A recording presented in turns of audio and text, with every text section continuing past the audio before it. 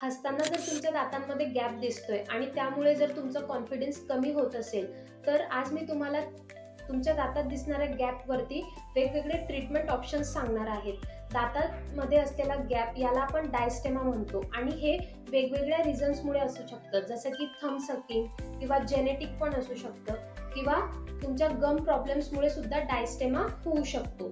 तर चला डायस्टेमावरती आपल्याकडे काय काय वेगळे ऑप्शन्स आहेत किंवा काय काय ट्रीटमेंट्स आहेत हे बघूया. पहिलं म्हणजे येतं ब्रेसेस.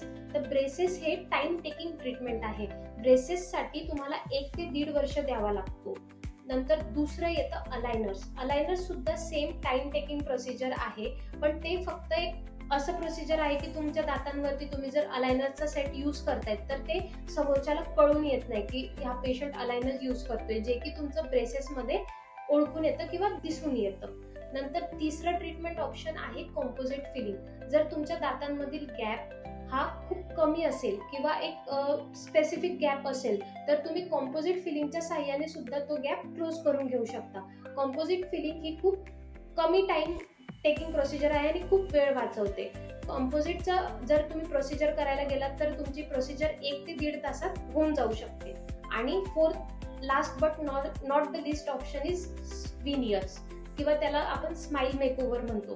तर विनियर्स ही 5 ते 7 दिवसात कंप्लीट होणारी प्रोसिजर आहे. विनियर्स ही खूप ट्रेंडिंग प्रोसिजर आहे आणि तुम्ही बघाल तर जे सेलिब्रिटी स्माइल्स असतात किंवा ज्या स्माइल्स परफेक्ट असतात, तर त्यामध्ये सुद्धा विनियर्सचा वापर केला जातो. तर तुमच्या दातांसाठी योग्य ट्रीटमेंट कोणती आहे हे तुमचं दात चेक करून, त्यांच्या दातांची साईज आणि सगळ्या गोष्टी चेक करून तुम्हाला नक्की सजेस्ट केलं जाऊ शकतं.